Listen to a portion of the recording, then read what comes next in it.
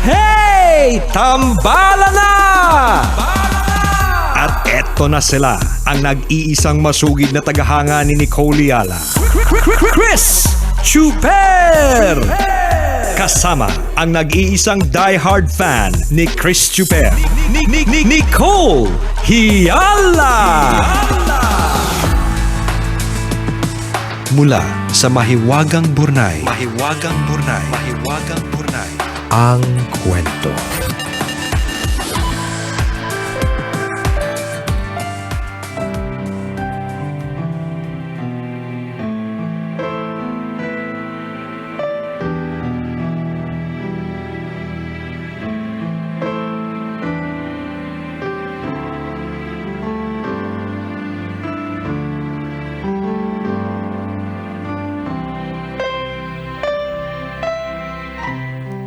Dear Nicole and Chris, itago nyo na lang ako sa pangalang Sally, may asawa at isa sa mga long-time listeners ninyo. Nakaka-good vibes kapag pinapakinggan ko kayo tuwing umaga. Kaya naman I listen to your program while driving to work. Sumulat ako para ibahagi sa inyo ang sikretong matagal ko nang kinikimkim. Wala akong mapagsabihang kapamilya o kaibigan. Nais ko din sanang humingi ng payo pero bago nyo ituloy ang pagbasa ng sulat ko, nais kong ipaalala sa mga kapwa tambalanista na huwag akong tularan. Kahit may pagkukulang ang partner, manatiling tapat at umiwas sa tukso. Lumaki akong role model ng mga nakababatang kapatid at ipinagmamalaki ng mga magulang. Kung ilalarawan, masasabing isa akong mabuting kapatid, masunurin sa magulang at responsable sa lahat ng bagay. Nagtapos ako ng pag-aaral nang hindi nagbigay ng sakit ng ulo sa mga magulang at meron pang matataas na marka. Graduating pa lang ako sa college, pinayagan na ako ng mga magulang ko na magpaligaw at magka-boyfriend. Sinagot ko si Roy. 6 na taon na kami nang magsawa ako at mapagod sa relasyon namin. Wala kasi ka-effort para mas tumibay ang pagsasama namin. Hindi niya ako priority at walang plans for the future. Masakit mabaliwala ang 6 na taong pinagsamahan pero nagdesisyon akong hiwalayan siya. Wala siyang nagawa.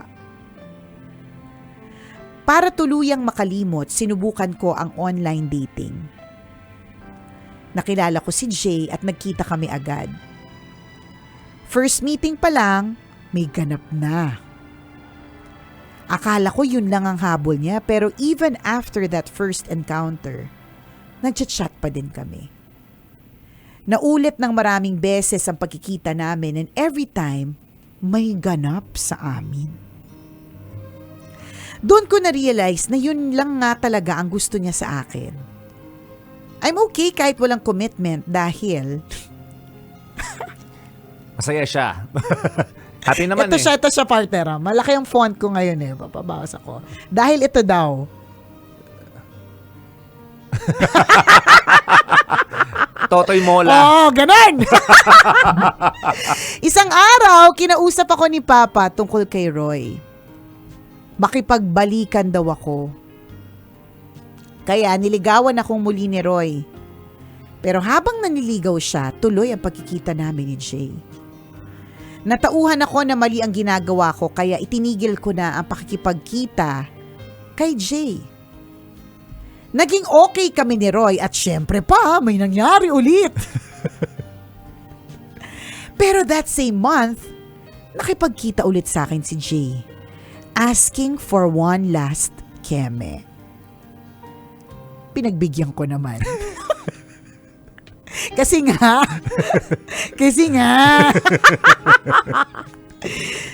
The following month, nag-propose ng kasal si Ray and I said yes. A week after, nalaman ko na buntis ako. Ang problema ko, hindi ko alam kung sino ang tatay. Recently, inada ko sa FB ni Jay. May asawa na din siya pero hindi pa din daw niya ako nalilimutan hanggang ngayon. Sinabi ko sa kanya ang tungkol sa pagbubuntis ko. Nag-offer siya ng DNA test para malaman namin kung sino talaga ang ama. Natatakot akong baka may mangyari na naman sa amin kapag nagkita kami ulit. Hindi ko din alam kung ano ang gagawin ko kapag hindi si Roy ang ama ng anak ko. Kitang-kita ko kasi ang pagmamahal niya sa bata kaya lalo akong kinakain ng guilt. Tambalan, anong gagawin ko? Salamat sa inyong payo. Ang inyong tambalanista, Sally.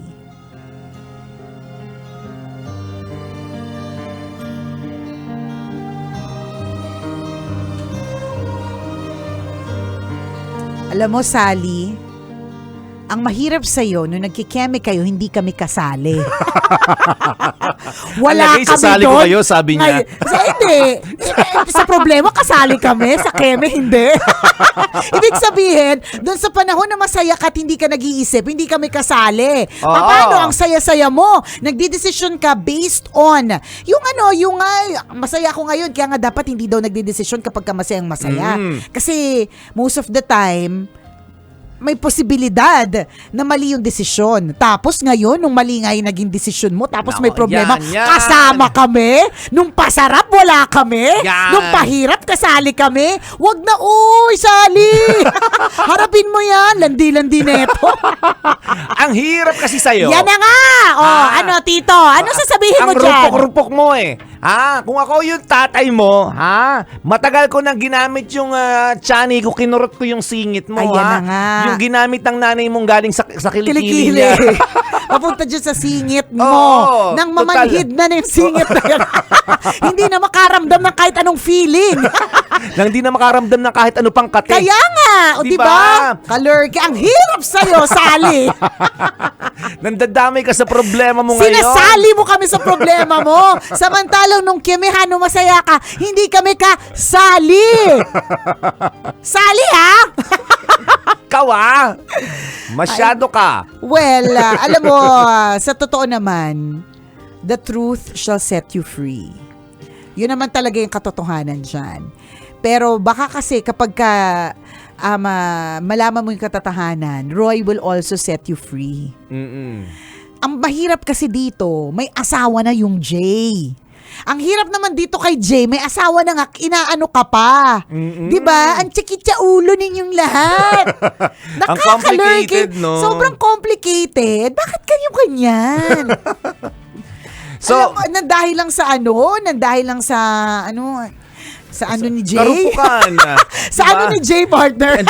Yung ano ni Jay Totoy yun Mola eh. nga eh, Oo di nga ba? Yung ano ni Jay yung nagdala eh. Totoy Mola, pelikula dati yan, ni Jay Manalo. Jay Manalo. Sakto, Jay Manalo. Oo. Totoy Mola.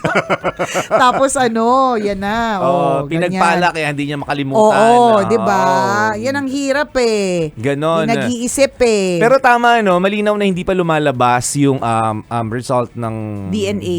Ay, DNA. hindi, parang nag-offer si Jay to take that DNA test. Pero wala pang result. Or hindi ko alam kung tinake na nila. Yun. Pati ba naman yan, Sally, isipin pa namin, sana nilinaw mo?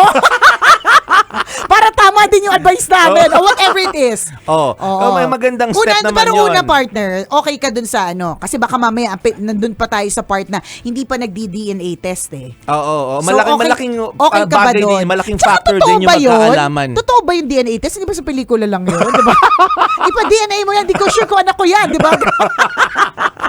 Nagduda sa mga, kasi minsan yung mga pelikula, hindi ka sure eh, di ba? Gusto mo na lang, DHA na lang. Pwede rin. COVID. Gusto mo antigen. Antigen tayo. Tingnan natin kung Antigen positive. test na lang. Para malaman kung wala- anak niya. Oo. Di ba? Kasi di tayo sure dun sa DNA kung sa pelikula lang siya. Baka sa teleserye. Hindi, pero tama ka, partner. First step. Oo. Pero dapat ba? Dapat pa ba, partner? I mean, mahiwalay na sila. Tapos malaki din naman ang posibilidad na si Roy din naman. 'Di ba? Kasi nagsabay eh. Oo. 'Di ba? Malaki din ang posibilidad. Hindi ba't kapag ka nagkaalaman mas madaming pero the truth will set you free. Ang hirap talaga pag marami ka alam na quotation. At sakit sa ulo. Malilito ka. Di ba nag-aaway Nag-aaway ang mga quotations, di ba? Totoo yun. So, pwede naman. So, pero isipin mo yung consequences. Okay, Kaya so nga kunyari, ako naniniwala ako malaki yung magiging factor dito yung nung DNA test. So, syempre, pag So, totoo yung DNA? oo. Okay. Pag Wala pa kasi ako kilala nagpa-DNA test ever eh.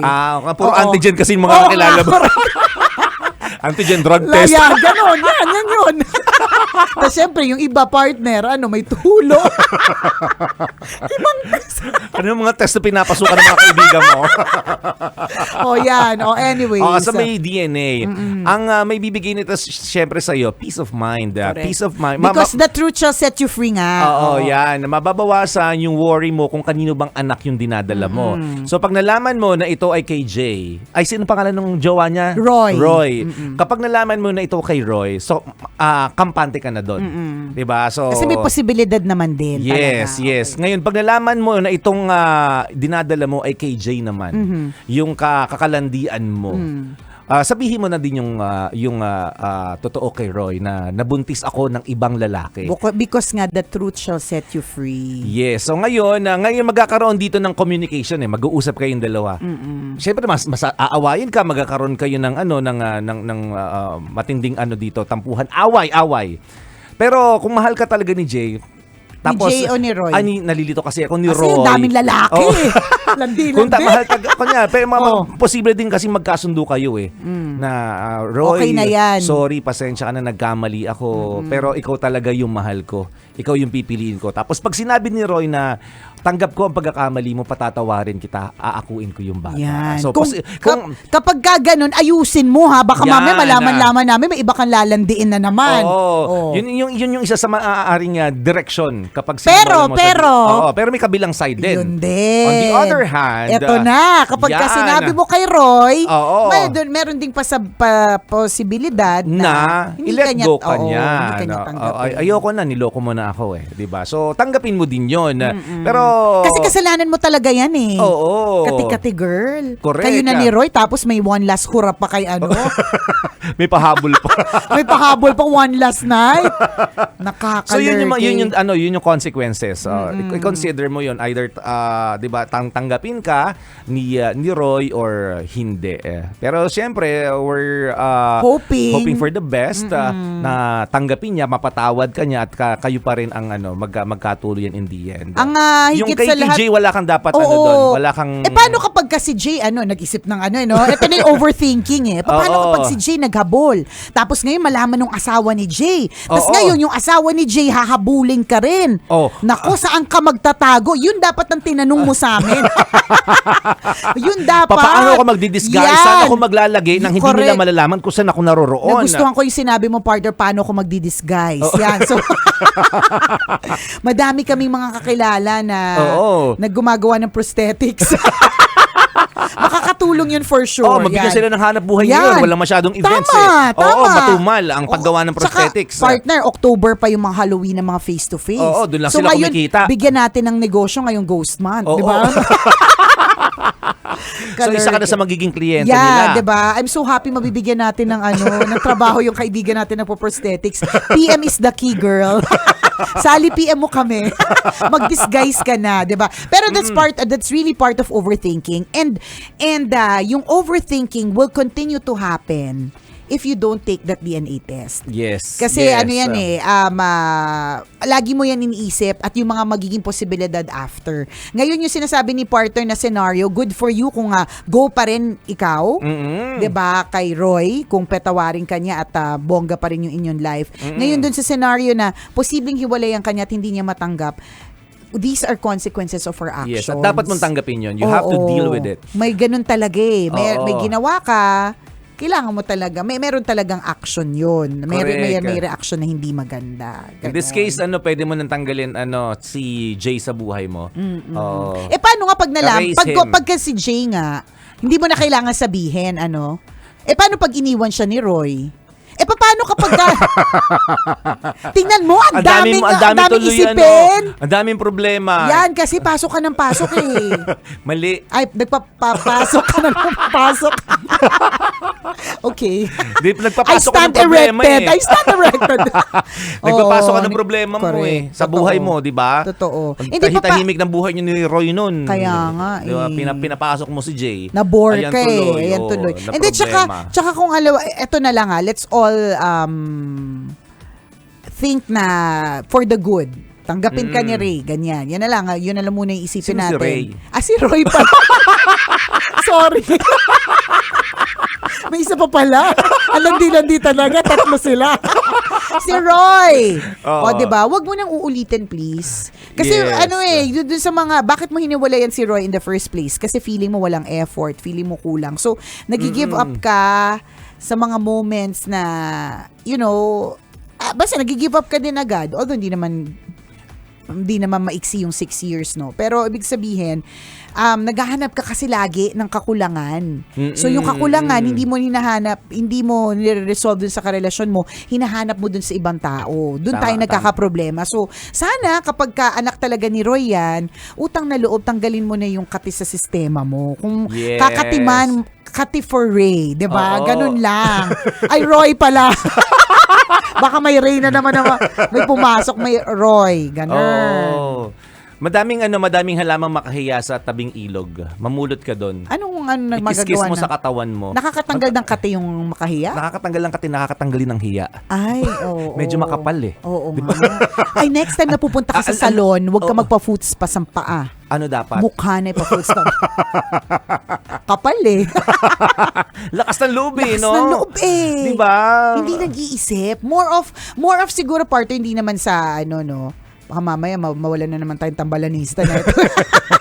Sabi niya, hindi naman kayo nakatulong sa akin. Hindi naman kayo nakatulong. Pinagalitan niyo pa ako. Hinusgahan niyo pa ako ng bongga-bongga. Pero in fairness, on the first part of the Tambalan Burnay story, ang sinabi niya naman talaga, bago ko mag-umpisa, gusto ko lang sabihin sa mga kapwa ko tambalinista na wag niyo akong tutularan. So, ibig sabihin, may naman. She knows her fault. Oo, may pagsisisi. Ganyan. Wag na uulitin, please. Tama. Balitaan mo kami sa DNA, ha, kung totoo. At least meron akong kakilalang talaga nagpa-DNA, di ba?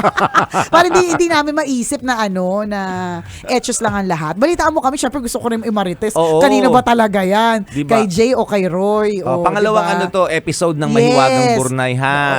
Mula sa iyong kwento. Wait lang, sabihin ko dun sa sabihin ko dun sa writer. Subaybayan. Oo. Uy, pakisubaybayan kaninong anak. Yan. Oo, para di ba makita natin kasi pwedeng open-ended eh. 'Di ba? Itong kwento niya. Ano kaya ang mangyayari sa mga susunod na araw? May away, 'di ba? May maayos na solusyon kayang maiisip si Sally or Ganun. lalong lalala ang problema dahil hindi niya napigilan ng kate. Naku, the Marites in us! Nangangatis for more information. Ako nga, minessage ko kagad, yung writer. Uy, pakisubaybayan, kaninong anak siya. Hay naka, Sally! Ganon talaga, hindi lang para sa'yo, kundi para po sa ating lahat. Kapag ka meron pong ginagawa na hindi masyadong kagandahan, mahuhuli po yan at may mga consequences po. Yes, Ganon. And these are learning curves for us. Yun lang naman yung mahalaga dito na we learn from our mistakes para hindi na po siya maulit-ulit. Tsaka yung Correct. kagandahan kapag ka merong ibang nakatutok sa atin na parang ganyan yung sitwasyon, landi-landi, kati-kati, ganyan, mag-iisip din siya, hala, ang hirap nga naman Paano nga naman talaga kapag ka nangyari yan? Oh, 'di ba? Palibasa kasi ang daming hindi malabanan yung tukso eh. Oo, correct. 'Di ba? Hindi nilabanan, kinampihan. Tukso, go tayo. Kampi tayo. Oo. Best Wag friends ganon. tayo, BFF, ganyan. Wag ganon. At tama yun, always think of the consequences. Correct. Lahat ng mga aksyon na gagawin natin, lagi ang may kaakibat na consequences. Hi, Tingnan mo Sally. yun. sana sa bandang huli it will work out for the best. Okey-dokes, but learn from your mistakes. Alam mo namang meron. Sana maraming natutunan ng mga tambalanisa natin from your story. Diba? Yung mga katulad mong makakati. Katulad mong makakati. Hindi nagpigil na sarili. Yes, kinampihan ang tukso. Yan. Yan. O siya, salamat sa iyo, Sally, for sharing your story with us. At kung ikaw meron ka rin kwentong kakatihan, ay hindi, kahit anong kwento. Oo, napakapupulutan din. Yan, di ba? Na pwede mo nga i-share sa amin, pwede mo kaming i-email. Send your stories at Mahiwagang Burnay Story at gmail.com. Mali mo kwento mo na ang ating pag-uusapan sa mga susunod na araw, kaya send mo na yan, Kabisyo. Muli ako po si Nicole Yala. At ako naman si Cambio King Chris Chuper. Na nagpapaalala, walang matatag na relasyon sa malanding may determinasyon. Yon!